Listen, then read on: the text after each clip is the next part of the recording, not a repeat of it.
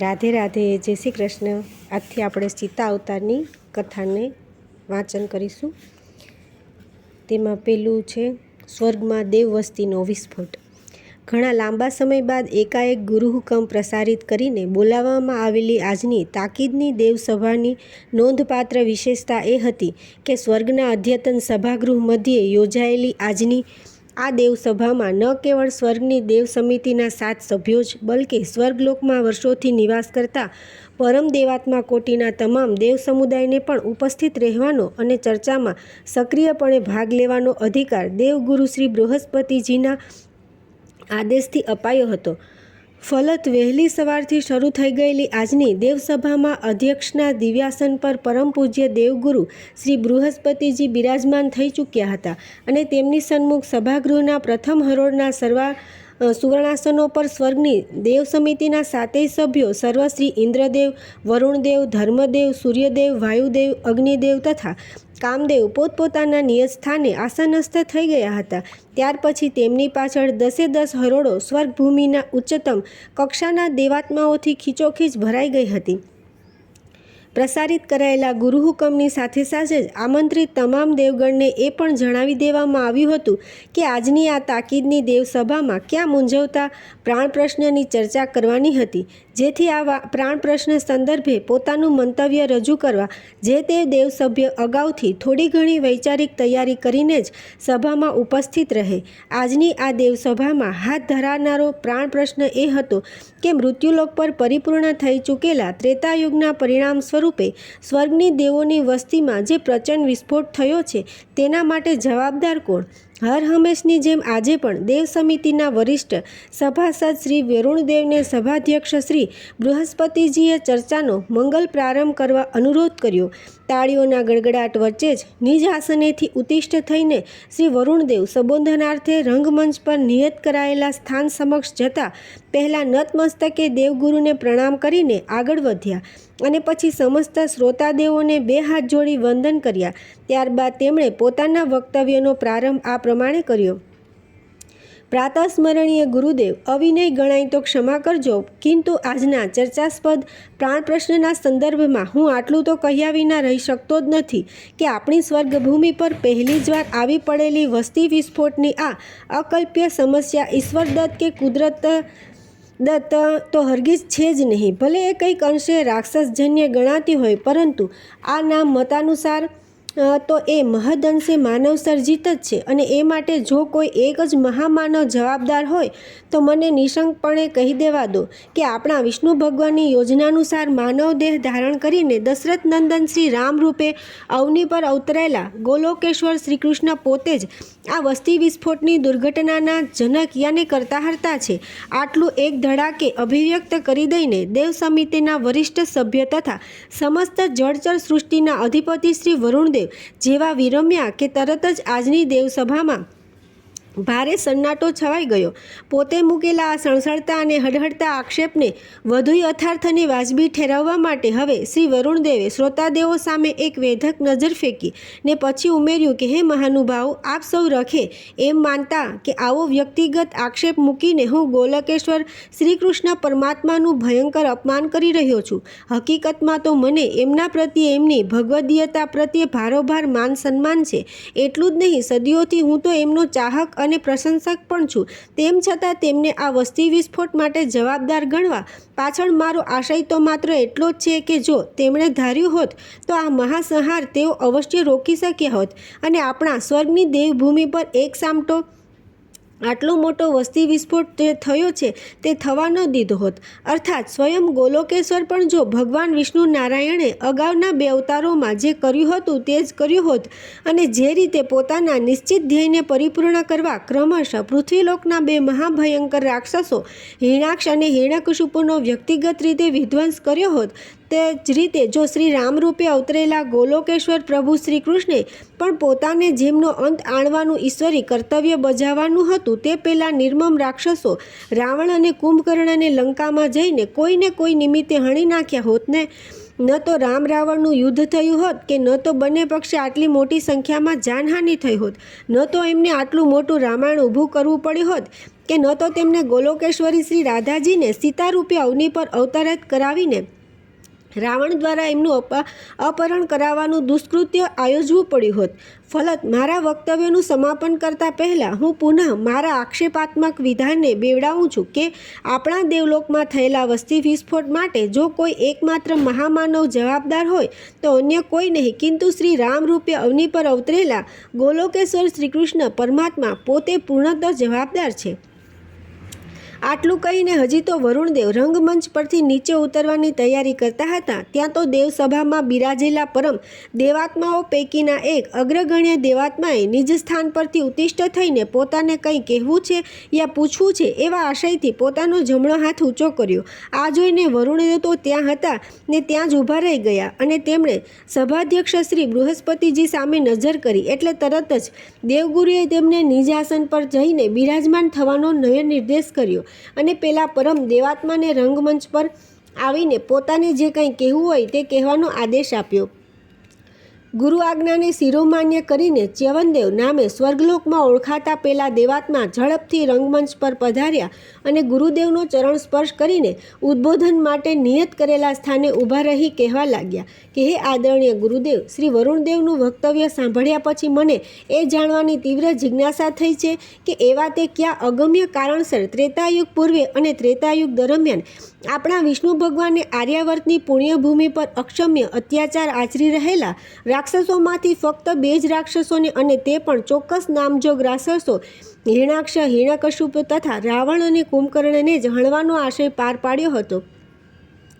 સ્વર્ગની દેવસભામાં આમંત્રણ આપીને બોલાવાયેલા મારા જેવા એક સામાન્ય દેવતાને જો આવો પ્રશ્ન પૂછવાનો અધિકાર પ્રાપ્ત થતો હોય અને મારી આવી જિજ્ઞાસા સંતોષવામાં આપની આ દેવસભાના નિયમનો કે મર્યાદાનો ભંગ થતો ન હોય તો હે ગુરુદેવ, મારી આટલી જિજ્ઞાસા સંતોષવાની આપ કૃપા કરશો એવી વિનંતી કરીને હું વિરમું છું. આવી વિનંતી કરીને ચ્યવન નામધારી એ દેવાત્માએ રંગમંચ પરથી ઉતરીને નિજ સ્થાન પ્રતિ જવા પ્રયાણ કર્યું. એક બાજુ ભગવાન વિષ્ણુ નારાયણની આગ્રહભરી અભ્યર્થનાને હૃદયમાન્ય કરીને તેમના 7મા અવતાર રૂપે આર્યાવર્તના ઈક્ષ્વાકુ વંશના અવધ નરેશ મહારાજ દશરથના પટરાણી કૌશલ્યા દેવીની કુખે અવતરેલા અને પછી શ્રી રામના ભગવદીય નામે સમગ્ર ત્રેતાયુગ પર છવાઈ ગયેલા ગોલોકેશ્વર શ્રીકૃષ્ણ પ્રભુ પર આવો અન્યાયયુક્ત અને આ અજુકતો આક્ષેપ મૂકીને દેવ સમિતિના સદસ્ય શ્રી વરુણદેવે સમગ્ર સભામાં મચાવી દીધેલા સન્નાટાનો પ્રતિઘોષ વાતાવરણમાં હજી તો શમ્યો પણ નહોતો ત્યાં તો બીજી બાજુ આજની દેવસભામાં પહેલી જ વાર આમંત્રિત કરાયેલા ચ્યવનદેવ નામધારી એક ઉચ્ચ કોટીના દેવાત્માએ ભગવાન વિષ્ણુ નારાયણે વધારે રાક્ષસોને નહીં કિંતુ નામજોગ ફક્ત 2 રાક્ષસોને જ ત્રેતાયુગ પૂર્વે અને ત્રેતાયુગ દરમિયાન હણવાનો જે હેતુ પાર પાડ્યો હતો તેની પાછળ શું રહસ્ય હતું તે જાણવા માટે એક માર્મિક પ્રશ્ન પૂછીને આજની દેવસભામાં ફરી પાછી ગહરી સનસનાટી ફેલાવી દીધી. ઉપસ્થિત થયેલી આ દ્વિધાજનક પરિસ્થિતિમાં દેવગુરુ બૃહસ્પતિજી હવે આજના મૂળભૂત પ્રાણ પ્રશ્નની ચર્ચાને કેવી રીતે આગળ વધારશે એની ચિંતા દેવ સમિતિના ઇન્દ્રદેવ સિવાયના બાકીના 5 સભ્યોને ક્યારની સતાવી રહી હતી. જ્યારે સ્વર્ગાધિપતિ દેવેન્દ્રના માનસ પર ન તો વરુણદેવ મૂકેલા આક્ષેપનો કોઈ પ્રત્યાઘાત પડ્યો હતો કે ન તો એમના મુખારવિંદ પર પેલા આમંત્રિત દેવાત્માએ પૂછેલા પ્રશ્નની કોઈ ચિંતાજનક અસર વર્તાતી હતી, કેમ કે એમના ફળદ્રુપ દિમાગમાં તો અત્યારે સ્વર્ગલોકમાં ઉદ્ભવેલી દેવવસ્તીના વિસ્ફોટની ગહન ને ગંભીર સમસ્યાના અનુસંધાનમાં કંઈ જુદું જ મનોમંથન ચાલી રહ્યું હતું. પરિણામે એમને ન તો એ જાણવામાં જરાય રસ હતો કે સ્વર્ગની દેવ વસ્તીના વિસ્ફોટ માટે કોણ જવાબદાર હતું અને એમને ન તો એ ઘટના યાદ કરવાની જરાય ઈચ્છા હતી કે વિષ્ણુ ભગવાને શા કારણે નામજોગ 2 રાક્ષસોને હણવાનો ધર્મ બજાવ્યો હતો. એમને તો અત્યારે સ્વર્ગલોકના અધિપતિની રૂએ હવે તો એક જ હકીકત જાણવામાં ભારે રસ હતો કે મને પણ એકવાર ઉદ્ભવેલી ચૂકેલી વસ્તી વિસ્ફોટની આ વિકટ સમસ્યાના કાયમી નિકારણ માટે આજની આ દેવસભામાં જુદા જુદા દેવો દેવાત્માઓ દ્વારા કેવા અસરકારક મંતવ્યો રજૂ થાય છે અને તેમાંથી તદ્દન સહેલાઈથી અને ખૂબ ઝડપથી હાથ ધરી શકાય એવા ક્યાં મંતવ્યને સર્વાનુમતે સ્વીકારી લઈને દેવગુરુ બૃહસ્પતિજી એના તાત્કાલિક અમલીકરણનો આદેશ મેળવવા ક્યારે વિષ્ણુલોકમાં જઈને વિષ્ણુ ભગવાનને મળવાનો નિર્ણય જાહેર કરે છે. બસ આટલું જ જાણવું સારું. ઇન્દ્રદેવ ક્યારેય ઊંચા નીચા થઈ રહ્યા હતા. આમ આ બાજુ સ્વર્ગાધિપતિ ઇન્દ્ર મહારાજની માનસિક પરિસ્થિતિ કંઈક આ પ્રકારની હતી, તો બીજી બાજુ પોતાના સૂર્યવંશમાં અવતરેલા મર્યાદા પુરુષોત્તમ શ્રી રામની અવિર્ભાવથી તિરોભાવ સુધીની સુદીર્ઘ જીવનયાત્રાની લગભગ તમામ લીલા માયાના જેઓ પ્રત્યક્ષ સાક્ષી હતા તે સૂર્યદેવ પોતાના સાથી મિત્ર વરુણદેવ ગોલોકેશ્વર ભગવાન શ્રી કૃષ્ણનું નામ વટાવીને આડકતરી રીતે પોતાના જ વંશ શ્રી રામચંદ્ર પર મૂકેલા અન્યાયપૂર્ણ આક્ષેપથી ક્યારનાય ધુઆકુઆ થઈ ગયા હતા. તેમના મતાનુસાર તો આમાં ગોલોકેશ્વર શ્રી કૃષ્ણ પોતે તો ક્યાંય વચ્ચે આવતા જ નહોતા. સ્વર્ગલોકની દેવવસ્તીના વિસ્ફોટ પાછળ જો રામ રાવણનું યુદ્ધ જ મહદઅંશે કારણભૂત ગણાતું હોત તો આ યુદ્ધમાં જેના નામનો નિર્દેશ થયો છે તે શ્રી રામ પર સીધે સીધો શબ્દ પ્રહાર ન કરતા વરુણદેવે પોતાના આરાધ્ય દેવ શ્રી કૃષ્ણ પ્રભુ પર તદ્દન ખોટો આક્ષેપ મૂકીને આજની સભામાં ચર્ચાનારા મુખ્ય મુદ્દાને અવળે પાટે ચડાવી દેવાનો જે પ્રયાસ કર્યો તેની સામે સૂર્યનારાયણ દેવનો આક્રોશ ભભૂકી ઉઠ્યો હતો. આદિ અનાદિ કાળથી ગગન મધ્ય પ્રકાશતા શ્રી સૂર્યદેવ તો ગોલોકેશ્વર શ્રી કૃષ્ણ પરમાત્માની મુત્સદીગીરીયુક્ત જીવનશૈલીના સંપૂર્ણ દ્રષ્ટા તથા જ્ઞાતા હતા.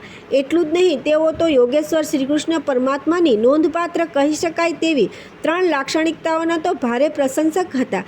કશું પણ માથે ન લેવાની શ્રીકૃષ્ણની નિર્લેપ વૃત્તિ, કદી પણ કોઈ સાંસારિક ઘટનાના નિમિત્ત ન બનવાની અનાસક્ત વૃત્તિ અને વિધિ નિર્મિત જે કંઈ બન્યા કરે તેને માત્ર સાક્ષી ભાવે નિરખ્યા કરવાની સ્થિત પ્રજ્ઞ વૃત્તિ. અને છતાં શા માટે વરુણદેવે દેવવસ્તીના વિસ્ફોટ માટે એકમાત્ર શ્રીકૃષ્ણને જવાબદાર ગણ્યા તે સીધે સીધું એમને જ, અને તે પણ જાહેરમાં પૂછવા માટે આતુર થઈને શ્રી સૂર્યદેવ દેવગુરુ બૃહસ્પતિજી પોતાને બોલાવવાની તક ક્યારે પ્રદાન કરે તેની રાહ જોઈ રહ્યા હતા. આમ એક બાજુ સ્વર્ગાધિપતિ ઇન્દ્રદેવ તો બીજી બાજુ આદ્યદેવ સૂર્યનારાયણ આજની સભામાં ચર્ચનારા પ્રાણ પ્રશ્નના સંદર્ભમાં પોતપોતાના આગવા દ્રષ્ટિકોણથી દોરવાઈને ભારે હૃદયમંથન કરી રહ્યા હતા. ત્યારે એમને ક્યાં ખબર હતી કે આજના દેવસભાના અધ્યક્ષ શ્રી બૃહસ્પતિજી તો દેવગુરુ નાતે કોઈ બીજા જ વૈચારિક મનોમંથનમાં વ્યસ્ત બની ગયા હતા. આજની આ તાકીદની દેવસભામાં સ્વર્ગમાં વર્ષોથી વસતા પરમ દેવાત્માની ઉચ્ચ કક્ષાના સમસ્ત સમુદાયને આમંત્રિત કરવા પાછળ એમનો જે શુભાશય હતો તે હમણાં પહેલાં ચ્યવનદેવ નામના પરમ દેવતાએ દાખવેલી હિંમતથી અને પૂછેલા જિજ્ઞાસાજનક પ્રશ્નથી કંઈક અંશે ફળીભૂત થઈ રહ્યો હોવાની તેમને સ્પષ્ટ પ્રતીતિ થઈ રહી હતી. હકીકતમાં બન્યું એવું કે જ્યારથી તેમણે દેવર્ષિ નારદના શ્રીમુખે મૃત્યુ પશ્ચાત ગોલોકધામમાં સ્થાન પામેલા અનેક પ્રકારના દિવ્યાત્માઓની ગોલોકેશ્વરી શ્રી રાધાજીએ કક્ષાનુસાર કરેલી ફાળવણીની વિગતો સાંભળી હતી. એટલું જ નહીં, તે પ્રત્યેક કક્ષાના દિવ્યાત્માઓ દ્વારા ગોલોકમાં આચરાતી દેવી કાર્યવાહીની અધિકૃતિ માહિતી પણ જાણી હતી. ત્યારથી સ્વર્ગાધિપતિ ઇન્દ્રના સહયોગથી તેમણે દિવંગત થઈ પોતાના પુણ્ય બળે સ્વર્ગલોકમાં સ્થાન પામેલા પુણ્યાત્માઓનું કક્ષાનુસાર 4 ભાગમાં વિભાગીકરણ તો ક્યારનું એ કરી દીધું હતું. પરંતુ હજી તેમને એટલેથી સંતોષ થયો ન હતો, કારણ કે નારદજીના કહેવા મુજબ ગોલોકધામના પરમહંસાત્મા કોટીના દિવ્યાત્માઓ જે પ્રકારની અલૌકિક દેવી કાર્યવાહીમાં સતત વ્યસ્ત અને કર્તવ્યપરસ રહેતા હતા તે પ્રકારની અધિદેવિક કાર્યવાહીમાં સ્વર્ગલોકના પરમ દેવતાઓને પ્રવૃત્ત કરી દેવા હોય તો એવું તે શું કરી શકાય જેથી પૃથ્વીલોકમાં માનવદેહે કરેલા પુણ્યોના ફળ સ્વરૂપે સ્વર્ગલોકમાં સ્થાન પામવા ભાગ્યશાળી બનેલા આ ઉચ્ચ કક્ષાના પરમ દેવતાઓ અત્યારે જે રીતે સ્વર્ગલોકની ભોગવિલાસની તથા આનંદ પ્રમોદની મનોરંજનાત્મક પ્રવૃત્તિઓ પાછળ પોતાનો નિશ્ચિત સમય ફેરવી રહ્યા છે તે વેડફતા અટકી જાય અને પોતાના પુણ્યબળનો ક્ષય થઈ જતાં પુનઃ પૃથ્વીલોક પર માનવ જન્મ પામીને પરત જવું પડે તે પહેલાં પોતાને સંપ્રાપ્ત થયેલા પુણ્યફળનો મહત્તમ સદુપયોગ સ્વર્ગલોકની ચીલાચાલુ પ્રવૃત્તિઓમાં ક્રાંતિકારી પરિવર્તન આણવા પાછળ પોતાની અધિદૈવિક શક્તિનો ઉચ્ચતમ વિનિયોગ કરી શકે. પોતાની આ મહેચ્છા પરિપૂર્ણ થાય એવી એક આશા આજે એમને અનાયાસે જે સંપ્રાપ્ત થઈ ગઈ એનો દિવ્યાનંદ તેમના ભવ્ય મુખારવિંદ પર અત્યારે ઝળહળી રહ્યો હતો.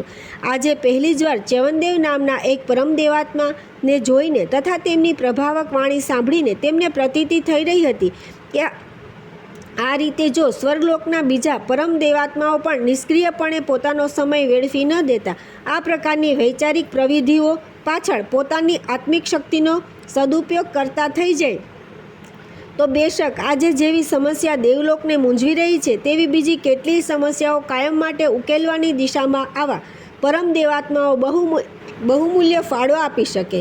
આજે જેની ચર્ચા કરવાની હતી તે પહેલાં પ્રાણ પ્રશ્નને હમણાં બાજુ પર રાખીને આ પરમ દેવતાએ પૂછેલા માર્મિક પ્રશ્નનો ઉત્તર જો પહેલાં આપી દેવામાં આવે તો એ પોતે પ્રોત્સાહિત થાય જ, સાથે સાથે અત્રે ઉપસ્થિત થયેલા અન્ય પરમ દેવતાઓને પણ આ એક જ દ્રષ્ટાંત પરથી પ્રેરણા સંપ્રાપ્ત થાય. તેથી દેવગુરુ બૃહસ્પતિજીએ તત્ક્ષણ નિર્ણય કરી લીધો અને અન્ય કોઈને નહીં, ખુદ દેવેન્દ્રને જ આદેશ આપ્યો કે તેઓ રંગમંચ પર આવીને આ દેવાત્માએ પૂછેલા પ્રશ્નનો અધિકૃત ઉત્તર આપે.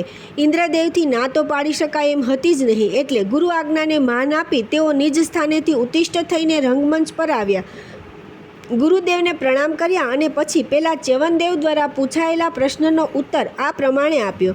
આદરણીય ગુરુદેવ, મારા સાથી મિત્રો તથા આમંત્રિત શ્રોતાદેવો, ગુરુદેવે આપેલા આદેશાનુસાર હવે હું આપનામાંના એક ચિંતક દેવાત્માએ પૂછેલા પ્રશ્નનો ઉત્તર આપવા ઉપસ્થિત થયો છું. જેના અનુસંધાનમાં પહેલેથી જ આટલી સ્પષ્ટતા કરી દઉં છું કે એ પ્રશ્નના ઉત્તર રૂપે હું જે કંઈ કહીશ તે પૂજ્ય ગુરુદેવની કૃપાથી ઘણા સમય પૂર્વે મને જાણવા મળેલી અધિકૃત માહિતી પર આધારિત હશે, જેમાં મારા પોતાના તરફથી હું કંઈ પણ ઉમેરણ કરીશ નહીં. બન્યું એવું કે એકવાર ભગવાન વિષ્ણુ નારાયણ પરમ ભક્ત અને આપ સૌની જેમ વર્ષોથી આપણી દેવભૂમિમાં જ નિવાસ કરતા ચારે ચાર સનતકુમારો પ્રજાપતિ બ્રહ્માજીને મળ્યા અને તેમને વિનંતી કરી કે હે બ્રહ્મદેવ, સ્વર્ગમાં આવ્યા અમને અનેક વર્ષોના વહાણા વાઈ ગયા હોવા છતાં હજી એકેય વાર અમને વિષ્ણુ ભગવાનના પ્રત્યક્ષ દર્શન થયા નથી.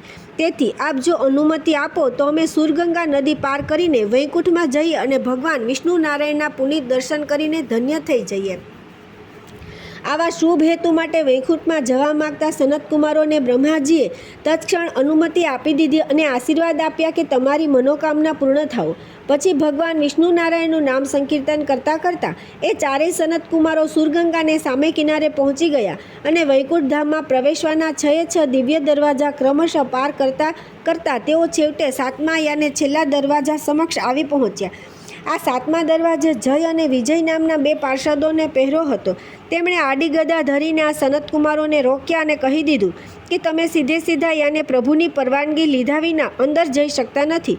અમે અંદર જઈને પ્રભુની આજ્ઞા લઈ આવીએ ત્યાર પછી જ તમારાથી આગળ વધાશે. માટે અમે પાછા આવીએ ત્યાં સુધી અહીં બહાર જ ઊભા રહો.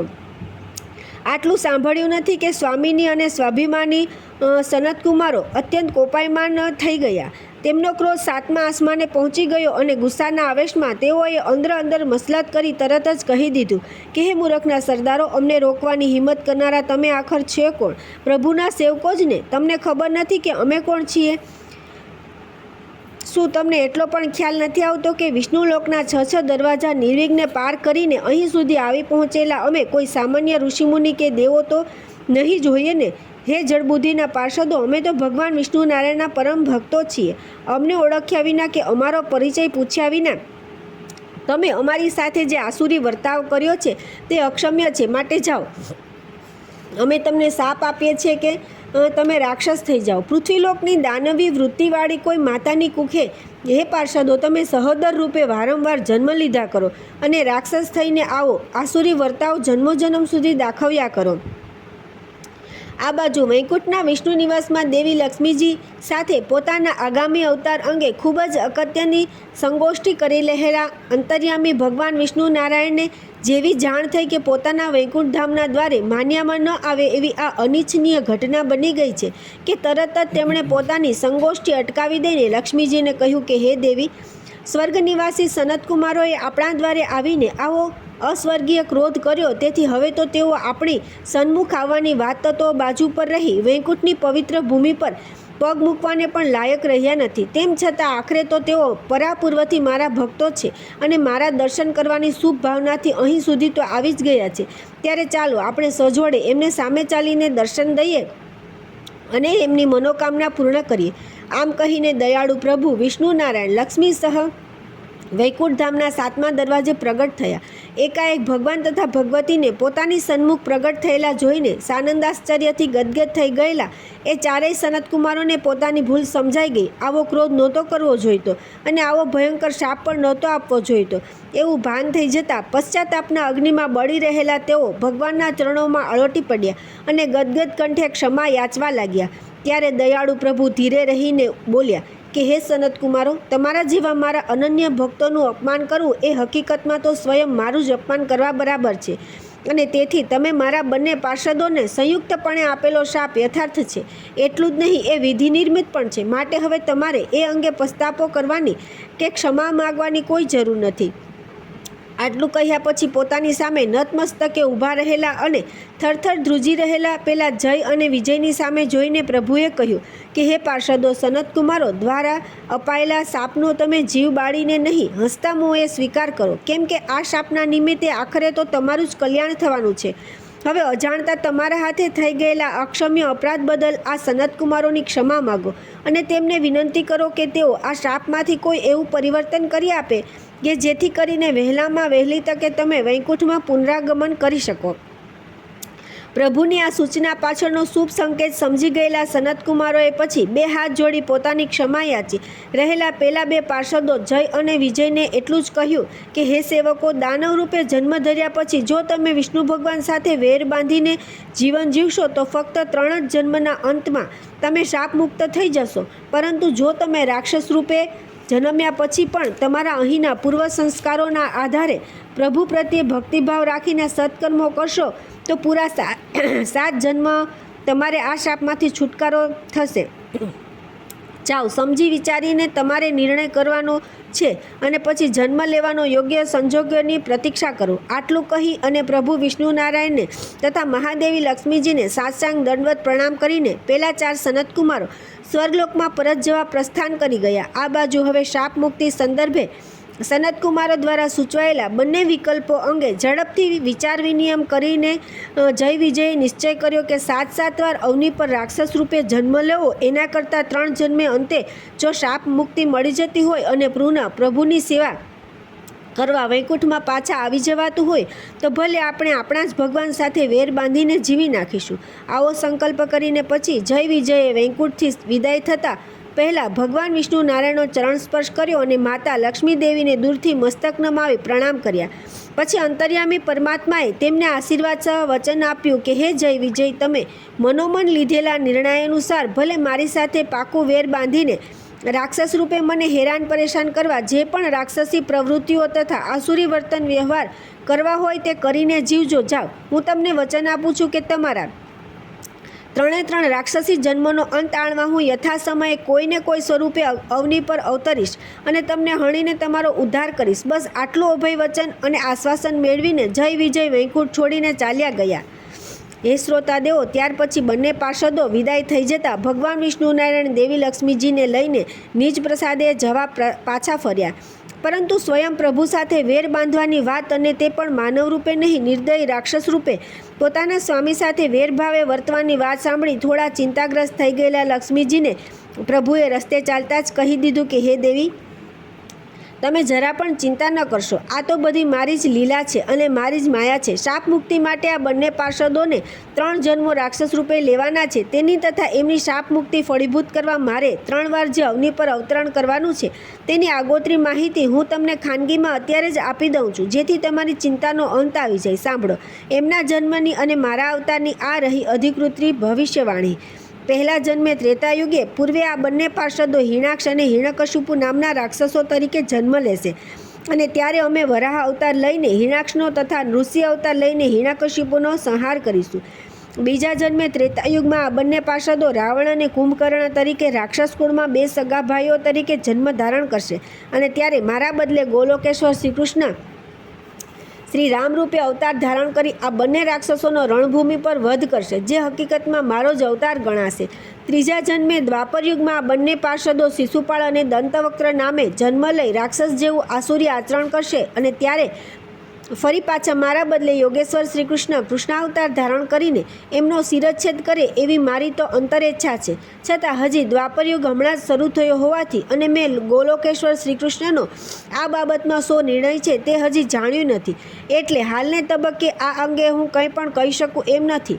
છતાં એટલું તો નિશ્ચિત જ છે કે આ બંનેનો શિરચ્છેદ થતાની સાથે જ આપણા જય અને વિજય બંને પાર્ષદો શાપમુક્ત થઈ જશે અને તેઓનું વૈકુંઠમાં પુનરાગમન પણ થશે. અહીં સુધી પહેલાં દેવાત્માએ પૂછેલા પ્રશ્નનો અધિકૃત ઉત્તર આપીને સ્વર્ગાધિપતિ ઇન્દ્ર સહેજ વિરમ્યા અને રંગમંચ પરથી નીચે ઉતરીને નિજ આસન ભણી જતાં જતાં આટલું ઉમેરતા ગયા કે હે મહાનુભાવો, જે માહિતી પ્રદાન કરી ભગવાન વિષ્ણુ નારાયણે દેવી લક્ષ્મીજીને ચિંતામુક્ત કરી દીધા તે અવતાર લીલાના સંદર્ભમાં આપ સૌને અને પ્રશ્ન કરતા પહેલાં દેવાત્માને પણ હું એટલું તો જણાવી દઉં કે અત્યાર સુધીમાં અર્થાત હમણાં ત્રેતાયુગમાં સમાપ્ત થયો ત્યાં સુધીમાં પહેલાં જય વિજયના 2 જન્મો તો થઈ ચૂક્યા છે. પહેલો હિરણ્યકશિપુનો જન્મ તથા બીજો રાવણનો અને કુંભકર્ણનો જન્મ. જ્યારે બીજી બાજુ આપણા વિષ્ણુ ભગવાને પણ સમયના અંતરે અવની પર 3 વાર અવતાર લીધા છે, જે છે પહેલો વરાહ અવતાર, બીજો નૃસિંહ અવતાર અને ત્રીજો શ્રી રામ અવતાર. હવે જય વિજયને પોતાની શાપ મુક્તિ માટેનો ત્રીજો અને છેલ્લો અવતાર જે હવે પછી દ્વાપરયુગમાં લેવાનો છે તે તો હજી બાકી છે અને તેના અનુસંધાનમાં તે બંનેના વિધ્વંસ માટે આપણા પ્રભુ શ્રી વિષ્ણુ નારાયણને હવે જે ચોથો અને ક્રમશઃ ગણીએ તો 8મો અવતાર કાં તો સ્વયં લેવાનો છે અથવા પોતાની અવેજીમાં કોઈ અન્ય ઈશ્વરી વિભૂતિ પાસે લેવડાવવાનો છે. તે અંગે શું કરવું તેની ચર્ચા વિચારણા અત્યારે આપણા વિષ્ણુલોકમાં તેઓ બ્રહ્માજી અને મહાદેવજીની ઉપસ્થિતિમાં અત્યંત ગંભીરતાથી કરી રહ્યા છે. એ સંદર્ભમાં કે જે પ્રાણ પ્રશ્નની ચર્ચા કરવા આપણે અહીં એકત્રિત થયા છીએ તે જ પ્રાણ પ્રશ્ન તેમને ત્યાં પણ મૂંઝવી રહ્યો છે. આપણી જેમ એમને પણ આ બાબતની ચિંતા થઈ રહી છે. જો દ્વાપરયુગના દેવી અવતાર ફરી પાછું આ રામ રાવણના યુદ્ધ જેવું મહાભારત યુદ્ધ આર્યાવર્તની ભૂમિ પર ખેલાય અને તે દ્વારા ફરી પાછી આટલી વિપુલ સંખ્યામાં દિવંગત થયેલા પુણ્યાત્માઓનું સ્વર્ગાગમન થાય તો એ બધાનો સમાવેશ ક્યાં કરવો અને કેવી રીતે કરવો? હજી આ દેવ વસ્તીના વિસ્ફોટની એક સમસ્યા તો માથાનો દુખાવો બનીને આપણને સતાવી રહી છે અને ત્યાં બીજી વાર જો આવી જ રીતે વસ્તી વિસ્ફોટથી સ્વર્ગલોકની દેવભૂમિ ઉભરાઈ જશે તો આપણે બધા સ્વર્ગ છોડીને જઈશું ક્યાં? છેલ્લે આ એક માર્મિક પ્રશ્ન પૂછીને ઉત્તરની કોઈ અપેક્ષા રાખ્યા વિના સ્વર્ગાધિપતિ ઇન્દ્ર તાળીઓના ગડગાટ વચ્ચે નિજ સ્થાન પર જઈને આસનસ્થ થયા. હવે દેવગુરુ બૃહસ્પતિજીએ આટલી અધિકૃત અને રસપ્રદ માહિતી પ્રદાન કરવા બદલ દેવેન્દ્રને ખૂબ ખૂબ ધન્યવાદ આપ્યા અને પછી તેમણે સભા સમક્ષ છેલ્લે રજૂ કરેલા પહેલાં માર્મિક પ્રશ્નના પરિપ્રેક્ષ્યમાં પોતાનો દૃષ્ટિકોણ આ પ્રમાણે અભિવ્યક્ત કર્યો. હે સ્વજનો, દેવેન્દ્ર આપણી સમક્ષ રજૂ કરેલા આશંકા સાચે જ ખૂબ વિચારણીય છે અને એટલા માટે તો આપણે આજની આ તાકીદની દેવસભાનું આયોજન કર્યું છે. ભલે એમાં ચર્ચનારો પ્રાણ પ્રશ્ન દેવવસ્તીના વિસ્ફોટ માટે જવાબદાર કોણ એનું નામ કે પરિબળ નિશ્ચિત કરવા માટેનો હોય, કિંતુ હકીકતમાં તો સ્વયં વિષ્ણુ ભગવાનના આદેશથી જ મેં આ પ્રાણ પ્રશ્નને આજની ચર્ચાનો મુખ્ય મુદ્દો બનાવ્યો છે. તમારી જાણ માટે હવે કહી દઉં તો પ્રભુને આપણા થકી એ જાણવું છે કે ખરેખર આપણે સૌ સર્વાનુમતે આ વસ્તી વિસ્ફોટ માટે કોને જવાબદાર ગણીએ છીએ? સ્વયં રામજીને કે પછી રામ રૂપે અવતરેલા ગોલોકેશ્વર શ્રી કૃષ્ણને કે પછી સીતા રૂપે અવતરેલા ગોલોકેશ્વરી શ્રી રાધાજીને કે પછી કોઈ બીજા પરિબળોને? અર્થાત આજની સભાને અંતે આપણે સર્વાનુમતે જે નિર્ણય લઈશું તેના પરથી જ તેઓ બ્રહ્માજી અને મહાદેવજીને વિશ્વાસમાં લઈને નિર્ધારિત કરવા માગે છે. આર્યાવર્ત પર આરંભાઈ ચૂકેલા દ્વાપરયુગ દરમિયાન શિશુપાળ અને દંતવક્ત્ર રૂપે જન્મ લેનારા પેલા 2 જય અને વિજયના પાર્ષદોના ત્રીજા અને છેલ્લા રાક્ષસી દેહનો અંત આણવા સ્વયં પોતે અવની પર અવતાર લેવા કે પછી પોતાની અવેજીમાં કઈ સક્ષમ ઈશ્વરીય વિભૂતિને આ માટે અવતારિત કરવી? હે શ્રોતાદેવો, એકવાર આ એક મહત્ત્વની બાબત સુનિશ્ચિત થઈ જાય કે દ્વાપરયુગમાં કોને અવની પર અવતરિત કરવા છે, ત્યારબાદ પ્રભુ આપણા દ્વારા એ પણ જાણવા માગે છે કે ભલે એકવાર જે થવાનું હતું તે તો થઈ ગયું, પરંતુ દેવવસ્તીના વિસ્ફોટની આ વખતની સમસ્યાની જેમ ધારો કે ભવિષ્યમાં બીજી વાર પણ આવો જ પ્રચંડ વસ્તી વિસ્ફોટ થઈ જાય તો તે સમસ્યાનું પણ કાયમી નિકારણ લાવવું હોય તો શું કરી શકાય? તે અંગે તેઓ આપણા સર્વાનુમતે લેવાયેલા નિર્ણયને પ્રાધાન્ય આપવા માંગે છે. અને પછી એના અમલીકરણ માટેની કાર્યવાહી તાત્કાલિક હાથ ધરવા માગે છે. તો ચાલો હવે આપણે સમયની મર્યાદાને ધ્યાનમાં રાખી આડાઅવળા કોઈ મુદ્દાની ચર્ચા ન કરતા પહેલાં પ્રાણ પ્રશ્નની ચર્ચા પર જ આપણું સમગ્ર ધ્યાન કેન્દ્રિત કરીએ અને આગળ વધીએ. બોલો, હમણાં આપણા વરુણદેવે આ સંદર્ભમાં જે અભિપ્રાય અભિવ્યક્ત કર્યો અને દેવવસ્તીના વિસ્ફોટની સમસ્યાના સર્જન માટે સ્વયં શ્રી રામને નહીં કિંતુ ગોલોકેશ્વર શ્રી કૃષ્ણને જવાબદાર ઠેરવ્યા, એના સમર્થનમાં કે વિરોધમાં કોઈને કંઈ કહેવું છે? દેવગુરુ બૃહસ્પતિજી આટલું પૂછ્યું નથી કે તરત જ ક્યારનાય પોતાનો પ્રતિભાવ અભિવ્યક્ત કરવા અને વરુણદેવે શ્રી રામને બદલે ગોલોકેશ્વર શ્રી કૃષ્ણ પ્રભુ પર મૂકેલા આક્ષેપનો સચોટ પ્રતિકાર કરવા ઉત્સુકતાસુર થઈ ગયેલા આદ્યદેવ શ્રી સૂર્યનારાયણ દેવે પોતાનો શ્રીહસ્ત ઉન્નત કર્યો અને પછી સભાધ્યક્ષની ક્ષણાર્ધમાં અનુમતિ મળી જતાં તેઓ નિજ આસનેથી ઉત્તિષ્ઠ થઈ રંગમંચ પર પધાર્યા. ગુરુદેવને સાદર પ્રણામ કર્યા અને પછી સંબોધનાર્થે નિયત સ્થાને જઈને સીધા વરુણદેવને સંબોધીને કહેવા લાગ્યા કે હે માનનીય સખા, ગોલોકેશ્વર શ્રી કૃષ્ણ પરમાત્માએ શ્રી રામ રૂપે અવતર્યાની ધરતી પર અવતારણ ધારણ કરી આપણા પ્રભુ વિષ્ણુ નારાયણે પ્રબોધેલા અવતાર હેતુની પરિપૂર્ણતા માટે ભારે સંઘર્ષમય માનવ જીવન જીવી બતાવી એક આદર્શ પુત્ર, આદર્શ પતિ, આદર્શ ભ્રાતા અને આદર્શ રાજાની ભૂમિકા ભજવીને આર્યાવર્તમાં રામ રાજ્યની પ્રસ્થાપના કરી. તેમ છતાં મર્યાદા પુરુષોત્તમ શ્રી રામ ઉર્ફે ગોલોકેશ્વર શ્રી કૃષ્ણ પર આપે મૂકેલા દેવવસ્તીના વિસ્ફોટ માટેનો આરોપ સત્યથી તદ્દન વેગળો છે. એટલું જ નહીં, ભારે અન્યાય કરતા પણ છે. હકીકતમાં શ્રી રામ અવતાર ધારણ કરીને અવની પર અવતરેલા ગોલોકેશ્વર શ્રી કૃષ્ણ પરમાત્માને પોતાની ફરજના એક ભાગરૂપે અને આપણા સ્વામી શ્રી વિષ્ણુ ભગવાને સુપ્રત કરેલી રાક્ષસ કુળના વિધ્વંસની જવાબદારી અદા કરવા માટે મને કમને તથા મર્યાદા ધર્મનું પાલન કરતાં કરતાં જે કાંઈ કરવું કરાવવું પડ્યું તેને આપણે એક અપરાધીની ભાંતિ મૂલવવાનો જે પ્રયત્ન કર્યો છે તે મારા મતાનુસાર ગેરસમજથી ભરેલો છે. મેને કહેતા અત્યંત દુઃખ થાય છે કે આપે આ મહાન ઈશ્વરી વિભૂતિની મહાનતાની તથા તેમની વિશ્વવંદ્ય ભગવદીયતાની ભારોભાર અવગણના કરી છે. કદાચ આપણને એ સત્ય હકીકતનો ખ્યાલ નથી કે અંદાજ પણ નથી કે વસ્તી વિસ્ફોટની આ ગહન સમસ્યા માત્ર આપણા સ્વર્ગલોક પૂરતી જ મર્યાદિત નથી રહી. મારા પરમ પૂજ્ય પિતાશ્રી યમરાજે તાજેતરમાં મને જણાવ્યું છે કે તે મુજબ આ જ વસ્તી વિસ્ફોટની સમસ્યા તો તેમનો યમલોક પણ અલિપ્ત નથી રહ્યો.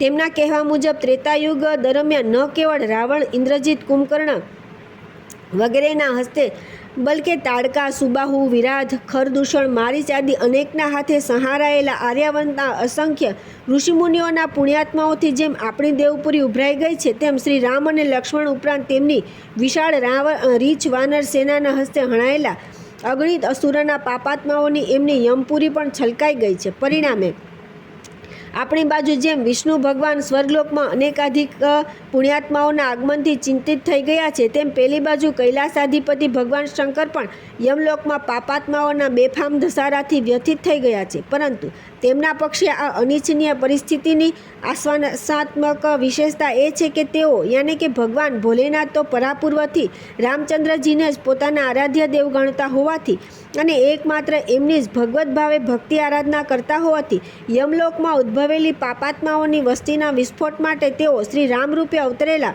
ગોલોકેશ્વર શ્રી કૃષ્ણને અર્થાત સ્વયં રામચંદ્રજીને તો જવાબદાર ગણતા નથી. કદાચ આપણે સૌએ એ જાણીને આશ્ચર્ય થશે કે કદાચ આઘાત પણ લાગશે કે તેઓ આ બંને લોકમાં સ્વર્ગલોકમાં અને યમલોકમાં થયેલા પ્રચંડ વસ્તી વિસ્ફોટ માટે બીજા કોઈને નહીં સ્વયં આપણા વિષ્ણુ ભગવાનને જ જવાબદાર ગણે છે.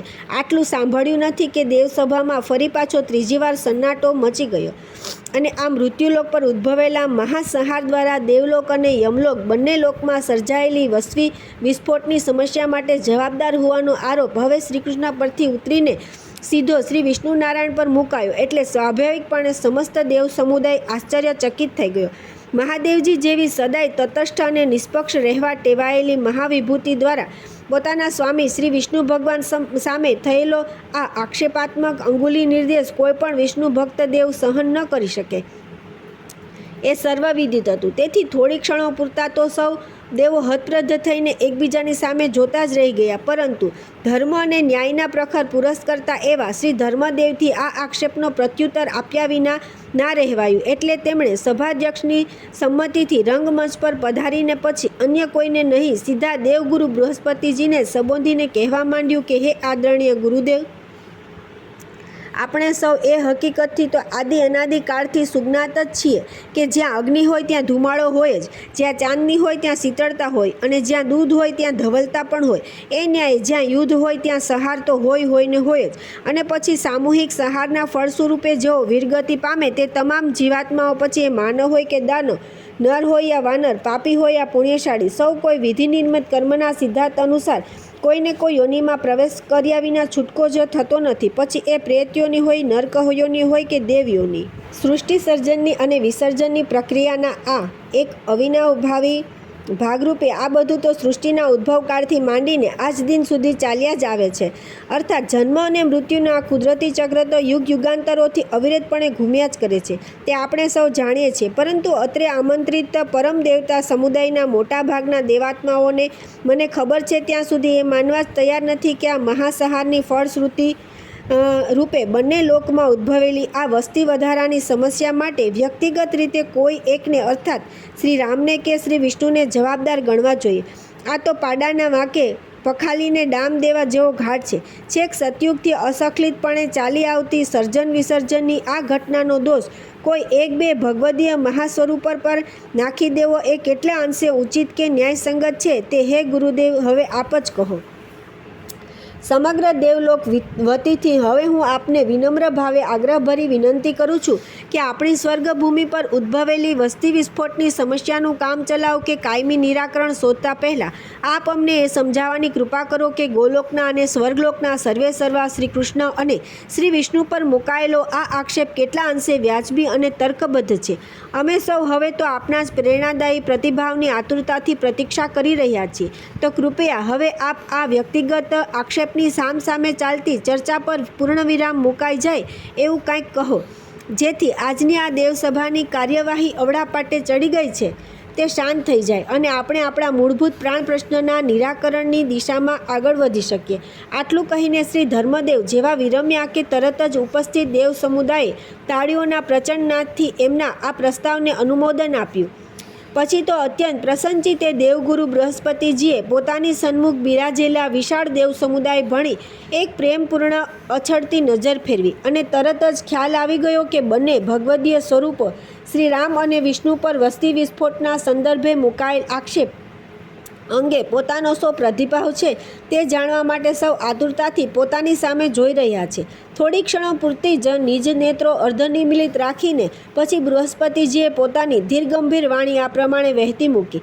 હે આત્મીયજનો, ન્યાયનિષ્ઠ અને ધર્મધુરંધર શ્રી ધર્મદેવ વિનયપૂર્વક અભિવ્યક્ત કરેલી જિજ્ઞાસાજન્ય પૃચ્છા ખરેખર અવકાર્ય છે. સ્વર્ગલોકના અધિકૃત ગુપ્તરો દ્વારા મને પણ જાણવા મળ્યું છે કે ન કેવળ શ્રી વરુણદેવ એકલા બલકે અત્રે બિરાજેલ મોટાભાગના પરમ દેવતાઓ પણ એવું માને છે કે ત્રેતાયુગ દરમિયાન મૃત્યુલોકમાંથી આપણા દેવલોકમાં પ્રવેશેલી પુણ્યાત્માઓની વિશાળ સંખ્યા માટે અન્ય કોઈ નહીં શ્રી રામ રૂપે અવતરેલા ગોલોકેશ્વર શ્રી કૃષ્ણ પરમાત્મા જ જવાબદાર છે. તો બીજી બાજુ આપ સૌએ હમણાં શ્રી સૂર્યદેવના શ્રીમુખે જે સાંભળ્યું છે તે મુજબ ભગવાન શિવશંકર પોતે એમ માને છે કે બંને લોકમાં પુણ્યાત્માઓની અને પાપાત્માઓની થયેલી બેફામ વૃદ્ધિ માટે અન્ય કોઈ નહીં, સ્વયં આપણા વિષ્ણુ ભગવાન જ જવાબદાર છે.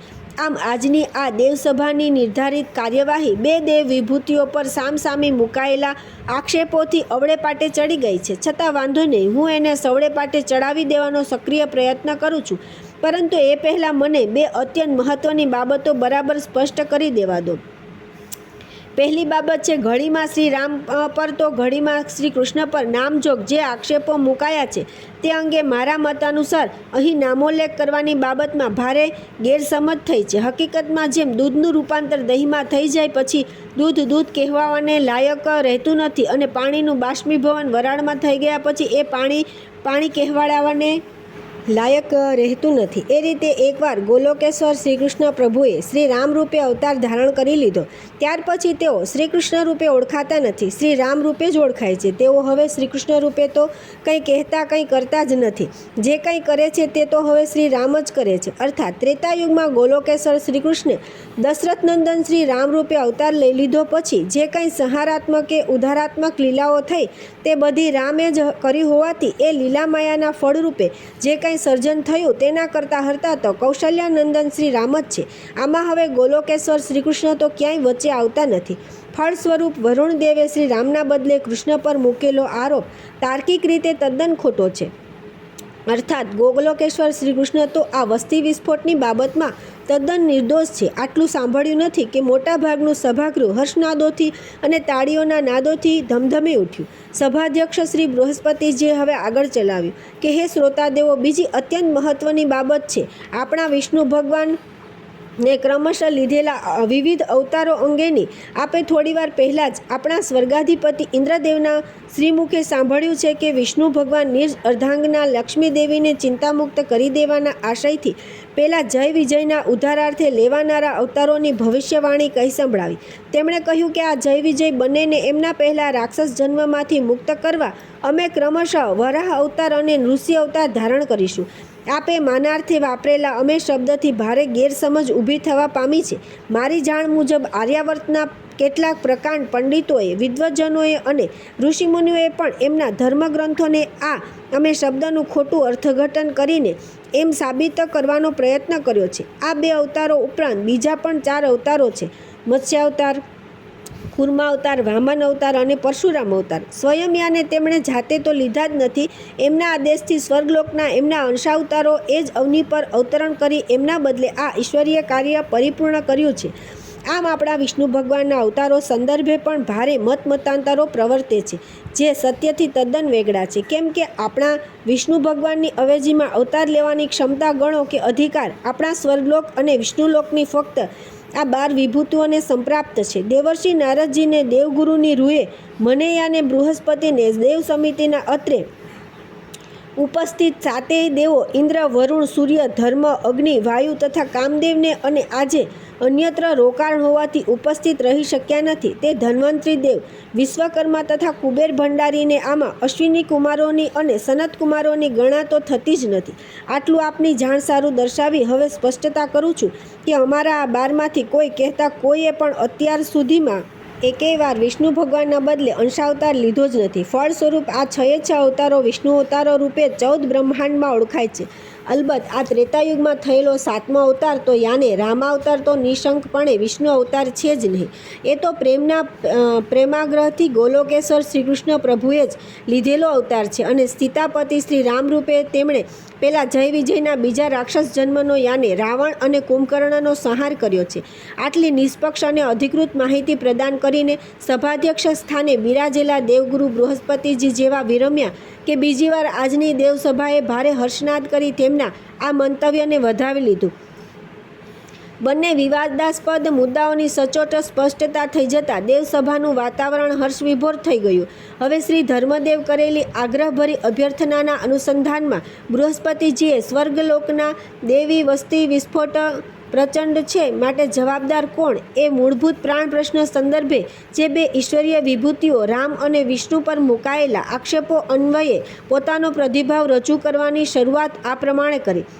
હે સ્વજનો, સર્વપ્રથમ તો હું શ્રી રામ રૂપે અવતરેલા ગોલોકેશ્વર શ્રી કૃષ્ણ પર થયેલા દોષારોપણ અંગે ફરીથી સ્પષ્ટતા કરું છું કે આ દોષારોપણ હકીકતમાં શ્રી કૃષ્ણ પર નહીં, શ્રી રામચંદ્ર પર જ થયેલું છે અને એટલા આ દોષારોપણની સમીક્ષા કરવાનું અત્યારે હું જાણી જોઈને ટાળું છું, કારણ કે એ માટે તો મારે રામચંદ્રના બચાવ માટે શ્રી રામાવતારમાં અને શ્રી સીતાવતારમાં ઉદ્ભવેલા અને માર્મિક અને ધાર્મિક પ્રસંગોનો આધાર લેવો પડે, જે અત્યારે સમયના અભાવના કારણે બિલકુલ શક્ય નથી. એ માટે તો કોઈ જુદા જ પ્રકારનું આયોજન કરવા હું ક્યારનોય વિચારી રહ્યો છું અને એની પૂર્વ ભૂમિકા રચવા માટે હું આજકાલમાં શ્રી વિષ્ણુ નારાયણને રૂબરૂ મળવા વિષ્ણુલોકમાં જવાનો પણ છું. તેથી શ્રી રામ પર મુકાયેલા આક્ષેપની સમીક્ષા કરવાનું અત્યારે મુલતવી રાખીને હવે હું આપણા સ્વામી શ્રી વિષ્ણુ ભગવાન પર આ મહાસંહાર સર્જવાનો જે આરોપ મુકાયો છે તેની છણાવટ કરવાનો નમ્ર પ્રયત્ન કરું છું. આટલું કહી અને શ્રોતાદેવોમાં અદમ્ય જિજ્ઞાસા જાગૃત કરી બૃહસ્પતિજી નયન મીચીને થોડી ક્ષણો પૂરતા શાંત થઈ ગયા અને મનોમન આ બંને દેવાધિદેવ શ્રી મહેશ અને વિષ્ણુ ભગવાનની ક્ષમાયાચના કરવા લાગ્યા. આ સંદર્ભમાં એમના વિશે અજાણતા પોતાનાથી કંઈ અજુગતું કે અઘટિત બોલાઈ જાય તો તેઓ ઉદાર ભાવે પોતાને ક્ષમા કરે. આ પરિસ્થિતિમાં દેવસભામાં આછો ધીમો ગણગણાટ શરૂ થઈ ગયો, પરંતુ એ ગણગણાટ ઘોંઘાટમાં પરિણમે એ પહેલાં તો પોતાનો જમણો શ્રીહસ્ત ઊંચો કરી સૌને શાંતિ જાળવવાનો અનુરોધ કરી દેવગુરુએ તત્ક્ષણ પોતાની વાણી પ્રસારિત કરી દીધી. હે સુજ્ઞજનો, હમણાં આપણને આપણા સૂર્યનારાયણ દેવ દ્વારા જાણવા મળ્યું તે મુજબ ભગવાન શિવશંકરે આ ત્રેતાયુગીન મહાસંહાર માટે રામચંદ્રજીને નહીં કિંતુ આપણા સ્વામી શ્રી વિષ્ણુનારાયણને જવાબદાર ગણાવ્યા છે. આવું દોષારોપણ કરવા પાછળનું જે એકમાત્ર કારણ તેઓ શ્રીએ કલ્પ્યું છે તે પણ તેમણે સૂર્યપિતા યમરાજ મારફતે આપણા સુધી પહોંચાડ્યા હોવાથી સર્વપ્રથમ તો હું મહાદેવજીનું એ કલ્પિત કારણ જ આપની સમક્ષ જાહેર કરી દઉં છું, જે આપ સૌ શાંતિથી અને ધીરજથી સાંભળો.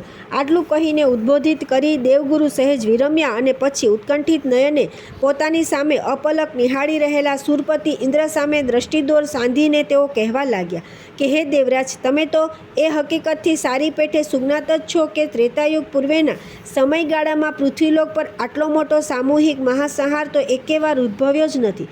વળી ત્રેતાયુગ દરમિયાન રાક્ષસોના હાથે જેવી હત્યા ઋષિમુનિઓની અને ભગવતજનોની થઈ તેવી હત્યા પણ અગાઉના કોઈ પણ યુગમાં થઈ નથી. એટલું જ નથી, ત્રેતાયુગમાં રામ રાવણ વચ્ચે જે યુદ્ધ થયું તેવું ભયાનક યુદ્ધ પણ આ પૂર્વે ક્યારેય થયું નથી. આ બધી કોઈના માન્યામાં ન આવે તેવી છતાં તદ્દન સત્ય હકીકત છે. અલબત્ત એક બીજી યુગવર્તી હકીકત પણ આપણી જાણમાં છે કે સત્યયુગ પૂર્વેના સમયગાળામાં રાક્ષસી વૃત્તિવાળા કોઈ એકલ દોકલ દુરાત્માએ મૃત્યુલોક પર મચાવી દીધેલા હાહાકારને ડામવા માટે આપણા પ્રભુ શ્રી વિષ્ણુનારાયણને એક બે વાર નહીં કિંતુ છ વાર જુદા જુદા સ્વરૂપે અવતારો ધારણ કરવા પડ્યા છે. હવે આ જ અવતાર ધારણવાળી હકીકતને એક આધારસ્તંભ બનાવી ભગવાન ભોલેનાથ એમ સાબિત કરવા માગે છે કે ત્રેતાયુગમાં આપણા વિષ્ણુ ભગવાને સ્વયં અવતાર કેમ ના લીધો અને પોતાના બદલે સાતમો યાને શ્રી રામાવતાર લેવા માટે ગોલોકેશ્વર શ્રી કૃષ્ણને સમજાવી પટાવીને તૈયાર કર્યા. તેથી ભલે પ્રત્યક્ષ રૂપે નહીં તો પરોક્ષ રૂપે પણ ત્રેતાયુગીન આ મહાસંહાર માટે સ્વયં વિષ્ણુદેવ પોતે જ જવાબદાર છે. આ એક જ અને માત્ર એક જ કારણ આગળ ધરી ભગવાન ભોલેનાથ આપણા સ્વામી પર આડકતરી રીતે આ મહાસંહારના પરિણામે ઉદ્ભવેલી વસ્તી વિસ્ફોટની સમસ્યા માટે અને સાથે સાથે તેમની યમપુરીમાં ઉદ્ભવેલી પાપાત્માઓની વસ્તીના વિસ્ફોટ માટે પણ જવાબદાર ગણે છે. પરંતુ હે શ્રોતાદેવો, કૈલાસપતિ મહાદેવજીએ કલ્પેલું આ એકમાત્ર કારણ વ્યક્તિગત રીતે મને પોતાને જરા પણ ન્યાયસંગત, તર્કબદ્ધ કે ઉચિત જણાતું નથી. હવે જો મારે મારા આ અંગત મંતવ્ય સાથે આપ સૌને સહમત કરવા હોય અને આપણા સ્વામી પર મુકાયેલા આ આરોપનો એકી અવાજે બ્રહ્માંડ વ્યાપી પ્રતિકાર કરવો હોય તો દેવગુરુના નાતે મારી એ પવિત્ર ફરજ બની જાય કે મારે આપ સૌને વહેલામાં વહેલી તકે એ ઐતિહાસિક અને પૌરાણિક ઘટનાઓથી સુમાહિતગાર કરી દેવા જ પડે. એવા તે ક્યાં અનિવાર્ય કારણોવશાત આપણા વિષ્ણુ ભગવાનને ત્રેતાયુગ પૂર્વે છ વાર અવતાર ધારણ કરવા પડ્યા હતા. એટલું જ નહીં, મારે આપને એ પણ જણાવી દેવું પડે કે કયા કારણસર તેમણે ત્રેતાયુગમાં સાતમો અવતાર ન લીધો અને પોતાના બદલે પૂર્ણાવતાર લેવા તેમને અન્ય કોઈને નહીં એકમાત્ર ગોલોકેશ્વર શ્રીકૃષ્ણ પરમાત્માને જ કેમ સંમત કરવા પડ્યા. આટલી સચોટ ભૂમિકાની જમાવટ કરી અને સભાગૃહ મધ્યે ઉત્તેજનાપૂર્ણ માહોલનું અભૂતપૂર્વ સર્જન કરીને દીર્ઘદ્રષ્ટા દેવગુરુ બૃહસ્પતિજીએ હવે આજની આ તાકીદની દેવસભામાં જે શુભાશયથી સ્વર્ગલોકના પરમદેવાત્મા કોટીના ઉચ્ચતમ પુણ્યાત્માઓને આમંત્રિત કર્યા હતા તે શુભાશય ફળીભૂત થાય તે માટે, અર્થાત આ દેવ સમુદાયને નિષ્ક્રિયતામાંથી સક્રિયા તરફ વાળવા માટે અને માત્ર સ્વર્ગીય સુખાનંદમાં જ રાત દિન રચ્યા પચ્યા રહેવાને બદલે શ્રી ગોલોકધામના પરમહંસાત્માની જેમ વૈચારિક અને અધિદૈવિક પ્રવૃત્તિઓ તરફ અભિમુખ કરવા માટે પોતાના પ્રભાવક વાણી પ્રવાહને અપેક્ષિત દિશા તરફ આ રીતે વાળ્યા. હે સ્વજનો, મેં શરૂઆતમાં જ આપને જણાવ્યું હતું કે મારે આજની દેવસભા દ્વારા યાને આપ સૌ દ્વારા સર્વાનુમતે લેવાયેલા બે અગત્યના નિર્ણયો લઈને આવતીકાલે વિષ્ણુલોકમાં ભગવાન વિષ્ણુ નારાયણને તે જણાવવા માટે જવાનું છે. આ બે નિર્ણયો પૈકીનો પ્રથમ નિર્ણય હશે દેવ વસ્તીના વિસ્ફોટ માટે આપ કોને જવાબદાર ગણો છો તે, અને બીજો નિર્ણય હવે દેવ વસ્તીના વિસ્ફોટની આ ચિંતાજનક સમસ્યાના કાયમી નિરાકરણ માટે આપ સૌ સર્વાનુમતે કયો સચોટ ઉપાય સૂચવો છો તે. આ બંને અત્યંત મહત્વપૂર્ણ નિર્ણયો સર્વાનુમતે લેવામાં આપને માર્ગદર્શન મળે અને નક્કર દિશા સૂચન પણ પ્રાપ્ત થાય તે માટે મને જરૂરી લાગે છે કે ત્રેતાયુગ પૂર્વે ભગવાન વિષ્ણુ નારાયણે લીધેલા પેલા 6 અવતારો પાછળ અનિવાર્ય સંજોગોથી મારે યાને કે અમારી દેવ સમિતિના સભ્યોએ આપને વિના વિલંબે સુજ્ઞાત કરવા જ પડશે, કેમ કે તમે બધા કોઈ સામાન્ય કોટીના દેવાત્મા તો છો જ નહીં. તમે તો એવા પુણ્યશાળી દેવાત્મા છો કે જેમને પોતાના વિપુલ પુણ્યબળના પ્રતાપે હજી તો ઘણા લાંબા સમય સુધી સ્વર્ગ નિવાસ કરવાનો જ છે. તેથી હવે આ સંદર્ભમાં વિશેષ કંઈ પણ ન કહેતા હું અમારી દેવ સમિતિના 7 સન્માનનીય સદસ્યોને ઇન્દ્ર, વરુણ, ધર્મ, સૂર્ય, અગ્નિ, વાયુ તથા કામદેવને આદેશ આપું છું કે તેઓ ક્રમશઃ રંગમંચ પર પધારીને આપને વિષ્ણુ ભગવાનના એક પછી એક 6 અવતારોની અધિકૃત માહિતી સમયની મર્યાદાનો પૂરેપૂરો ખ્યાલ રાખીને સંક્ષેપમાં પ્રદાન કરશે. સૌ પ્રથમ વરુણદેવ, આ પત્રે પધારો અને દેવાત્માઓને ભગવાન વિષ્ણુ નારાયણના પ્રથમ અવતારની મત્સ્યાવતારની કહાનીથી સુજ્ઞાત કરો. શ્રી વરુણદેવ. દેવવસ્તીનો થયો સ્વર્ગે અતિ ઘણો વિસ્ફોટ, આરોપ આવ્યો વિષ્ણુ પર, ત્યાં લગી ગહરી ચોટ. દેવગુરુએ કીધો પછી તે ઘટના કેરો ઘટસ્ફોટ, હવે શોધવાને રહ્યો દેવોએ ઉપાય કોઈ સચોટ.